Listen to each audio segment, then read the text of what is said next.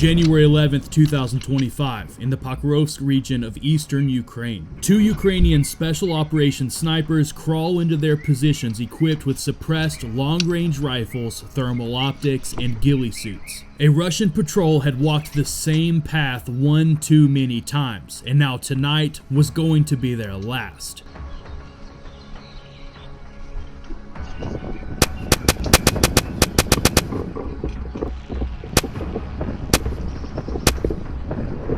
In a war where drones circle day and night and artillery pounds the earth into gravel, there are still missions that happen in the silence, where small 2-man sniper teams in the dead of night make all the difference in the world.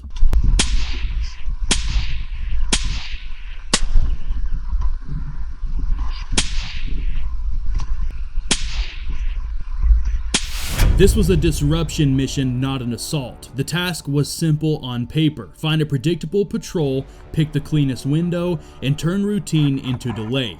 Defense intelligence spotted a cadence, small foot patrols using the same track at the same hour. That pattern is a liability. Predictability is an exploitable weakness. The goal wasn't to hold ground, it was to change the enemy's behavior. The area of Pokrovsk matters because of the roads and the funnels. Open fields, hedgerows, drainage ditches, and a few dirt tracks. Nothing dramatic on a map, but everything that matters for a 2-man element. In winter, those micro features become decisive. A ditch that swallows a silhouette, a hedge that masks movements, or a stretch of track that forces soldiers to bunch up.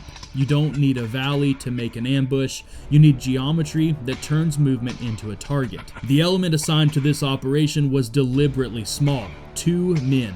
2-man teams minimize signature, simplify decision flow, and keep exfil flexible. Trust is absolute. With that profile, the mission emphasis is on timing, concealment, and precision of effect. Intelligence built the play, pattern of life reporting, a mix of human intelligence, local observation, and sensor cues showed the patrol windows, formation, tendencies, and their likely routes. That allowed planners to choose a night when the geometry would be favorable, a patrol that habitually compressed at a certain choke point in the terrain, a slope that framed targets against a colder backdrop for thermal clarity, and escape lanes that offered quick, covered withdrawal. The decision to act balanced detection risk, expected effect, and available exfil options. This wasn't impulsive, it was calculated. Thermal optics completely changed the equation. Night was no longer a refuge, it was a readable picture. Heat blooms on a screen, and people become discrete signatures. That does not replace tradecraft, it amplifies the value of discipline. Using thermal gives you information, range, count, movement, but it also creates dependencies, battery life, resolution limits, and a reliance on signature discipline so you don't become the obvious bright spot. The team planned around those limits. Spare batteries were kept warm, observation windows were short, and their positive ID protocols were strict. Concealment and signature management were central to this operation.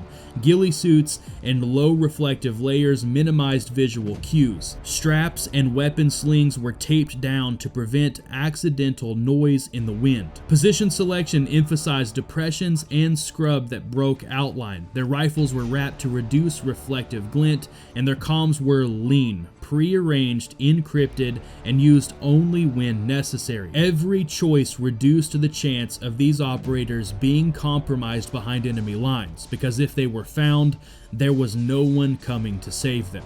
The engagement plan was entirely geometry at first. The team identified funnels where patrols naturally compressed into tighter groups. A narrow track, a hedgerow pinch, a shallow dip that forced reduced spacing. Those moments of compression turned several individual heat signatures into an exploitable cluster. The tactic was to wait for the cluster, use a controlled first shot to stop motion, and then deliver limited follow-ups to prevent organized return return fire, then vanish. The objective is disruption, to force immediate defensive action and long-term caution on these routes, not to take out as many enemy fighters at once. The risk trade-offs were explicit. 2 operators limit exposure but also limit staying power and recovery options. That makes exfil planning critical. Primary and secondary routes, ORPs, and contingency timing for delayed extraction. Medical planning is minimal but focused on immediate life-saving tools. The doctrine here assumes avoidance of contact is better than fighting to extract. What success looks like on this operation isn't anything flashy. It's a patrol slowed. A convoy leaves a bit later, a commander reroutes because the cost of routine movement has increased. Those are measurable operational effects: time lost, resources diverted, and a tightening of the enemy's options. A single clean interdiction buys operational friction, and friction is currency in attrition warfare. And on the night of January 11th, 2025, countless hours of preparation for this operation was about to pay off. The 2 operators crawled into their positions overlooking the enemy's patrol route. Their ghillie suits caused them to vanish into the environment around them. They sat there in the cold for hours, watching in silence, waiting for the enemy to come down this road. And then finally, after what felt like an eternity, the enemy arrived. They watched them closely and silently as they unknowingly walked right into the kill zone. And just as they had planned in this specific choke point, the enemy bunched up like fish in a barrel, unaware of the crosshairs hovering over them. And then in an instant, the silence was broken. The first sound is not what people expect. It isn't a crack like in the movies. It's a controlled report, then an immediate collapse of movement. One man goes down, and then the entire patrol fractures into separate, disoriented pieces. That one single impact does the job the team came to do. It stops the enemy's movement, breaks cohesion, and forces the enemy into a frantic accounting of who's still up and who's down.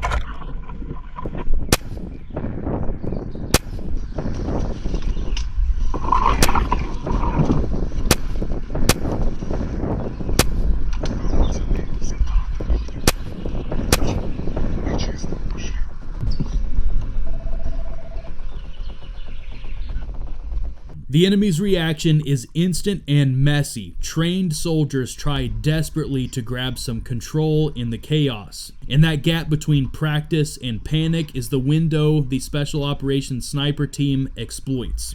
Follow-up fire is tight and purposeful. Not a spray, not an attempt at a spectacle, but precise corrections to deny the patrol any organized return. But because of the operators' suppressed weapons, ghillie suits, and the cover of darkness, the Russian patrol has no idea what direction they're even taking fire from. And so, in the chaos, the Ukrainian snipers continue to send suppressed rounds downrange, dropping the Russian soldiers one after the other. But they intentionally don't drop every Russian soldier. Instead, they leave some alive, using the enemy's panic and confusion as cover for their withdrawal. The Russian soldiers scrambling for any cover they can find, trying desperately to call for help over the radio, and also providing medical aid to themselves and their wounded teammates, is all the noise and chaos the Ukrainians need to slip away into the darkness unnoticed. The exfil is as important as the strike itself. In a matter of seconds, their kit is secured, any obvious signs of their positions are masked,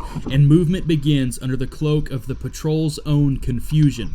The team's exit is designed to erase the moment as much as it created it, to leave the scene looking ordinary so the enemy cannot easily reconstruct where the interruption came from. What the attack accomplished is immediate and lasting, a patrol that no longer moves the same way, a convoy schedule that slips, a commander who assumes the next run will be heavily contested. The visible violence is short, the invisible consequences stretch longer and are the true payoff of the operation. When the shooting stopped, the field went quiet again, not because nothing happened, but because everything that mattered already had. Two operators packed up, checked each other, and moved out the same way they arrived. Silent, low, and unseen. No rush, no victory lap, just discipline and distance. Back on the Russian side, the reaction was predictable. A patrol that expected a routine night now had casualties to account for. Radios lit up, movement slowed, and units that were already stretched thin had to shift focus to security, not momentum. A handful of seconds had just rewritten hours of planning for the enemy. And that's the point of operations like this. You don't need a massive assault or a battalion pushing a line to change the tempo. Sometimes all it takes is two professionals, the right terrain, and a lot of patience. The goal wasn't to hold ground, it wasn't to rack up numbers, it was to send a message. This route is no longer safe. This timing is no longer guaranteed, and nothing you repeat in this war is ever routine. That's what modern precision warfare looks like. Small units, smart decisions, and targeted pressure that forces the enemy to hesitate, redeploy, and rethink. A quiet shot in the dark that makes a general somewhere shift his schedule by 12 hours. That's leverage. That's true value.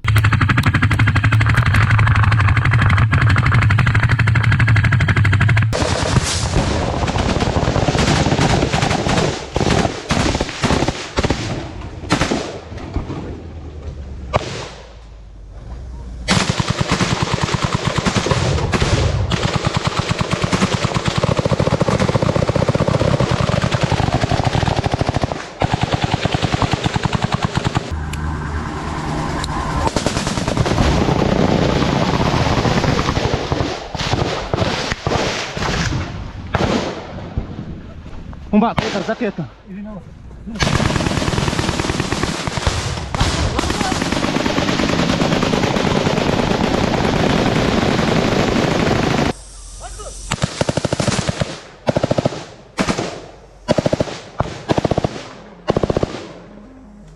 This wasn't a battle you'd find on any map. There were no tanks rolling down the street, no artillery thundering overhead, and no massive airstrikes lighting up the sky. Just a small team of Ukrainian special operators, silent, camouflaged, and waiting in the trees. For the Russian soldiers, the area of Bakhmut had become hell on earth, but this operation was going to take things to a whole nother level. In early 2023, this Russian unit was about to walk straight into the arms of death without ever seeing it coming.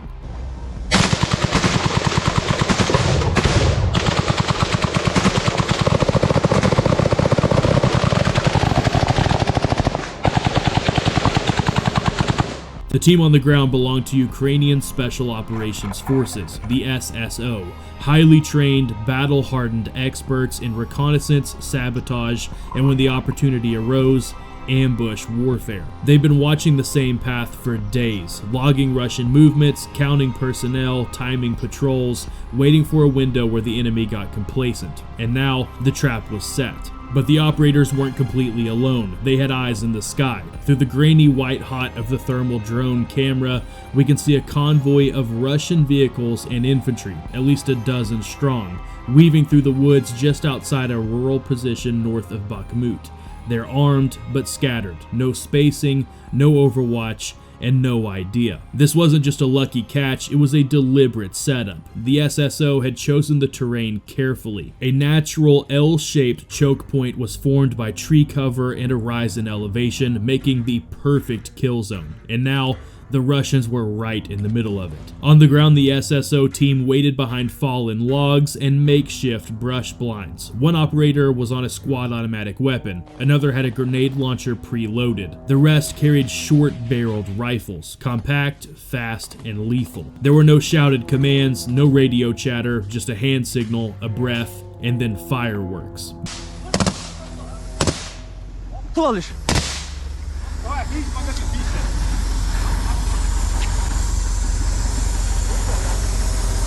Давай, Жень, кабинчик. Саври, саври.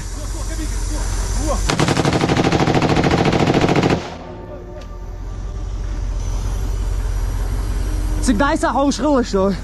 Gunfire erupted like thunder. The first 2 Russian soldiers dropped instantly. A third spinned and screamed before a grenade burst beside him, sending shrapnel into his neck. The vehicles quickly stepped on the gas and attempted to gun it through the kill zone, but the Ukrainians hammered them with small arms fire, quickly disabling them. From the drone feed, it looked surgical, but from the ground, it was total chaos. One Russian soldier tried to dive behind a tree. He never made it. A clean shot punched straight through his chest. Another stumbled backwards into the woods, firing his AK blindly behind him, hoping he could escape. But a round from a Ukrainian rifle quickly caught up to him.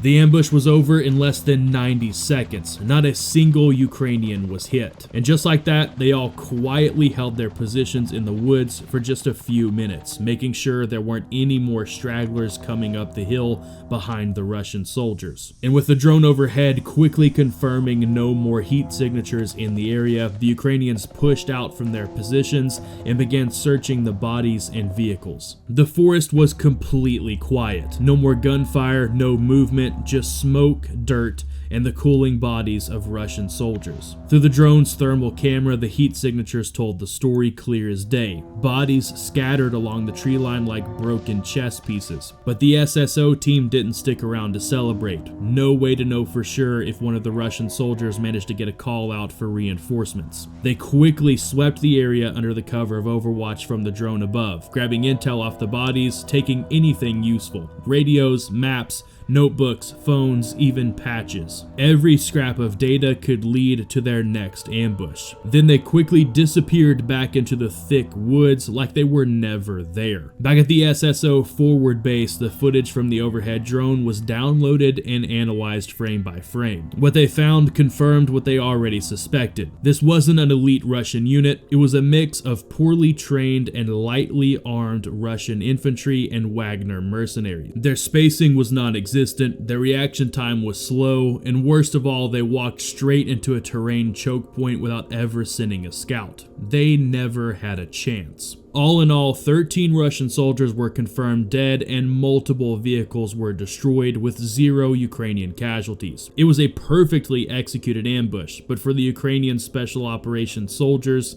it was just another day in Bakhmut. Several hours later, when more Russian soldiers arrived on scene and recovered the bodies, they found a single patch stitched in Ukrainian blue and gold left on one of the fallen Wagner fighters. No words on the patch, but the message was clear as day. You are not alone in these woods. In the following days after the ambush, Russian patrols in the area changed dramatically. Troop movement slowed, infantry units were pulled back and replaced with artillery and drones. That one engagement, one precise, brutal trap in the forest had disrupted an entire sector of the front. A small team of Ukrainian snipers from the Kraken battalion drove to the city of Vovchansk. They hid their vehicle just outside and quickly traveled deeper into the city on foot, eventually reaching their target building. The team carefully cleared the building and then set up shop in one of the rooms on the top floor. They moved furniture around and hung up camo netting over the windows to build the perfect sniper hide. Once the setup was done, 2 soldiers held rear security by the stairwell to make sure no one came up behind them, while the rest of the team grabbed their rifles and started hunting. It's unclear right now what the overall goal of this operation was. I don't think they were hunting a specific person. You can see them set up with notepads and cameras and radios, so it's likely they were there for more of a reconnaissance role and just were taking shots when the opportunity popped up. It's also likely that part of their goal was to just scare Russian troops. If they take several sniper shots and drop a couple Russian soldiers and then dip out of the area, for the next several days, every Russian soldier in that city is going to be terrified of snipers. Just having Russian troops knowing that there were recently snipers active in the area slows down all troop movements for several days. But that's all just speculation. It's really not clear what exactly the overall goal of this operation was. You can, however, see here in the footage that they do drop multiple Russian soldiers.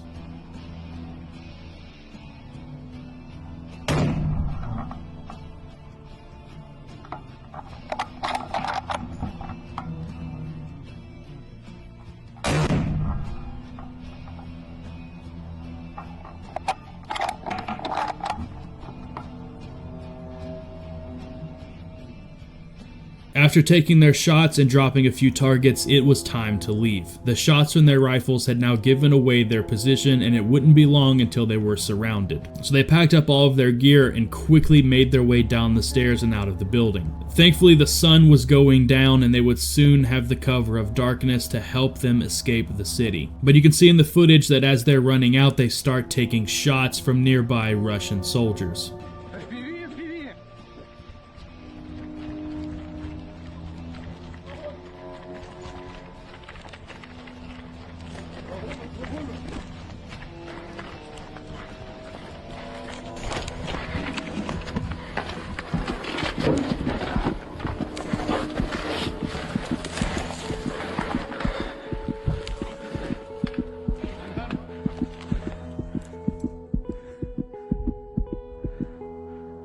Вангар!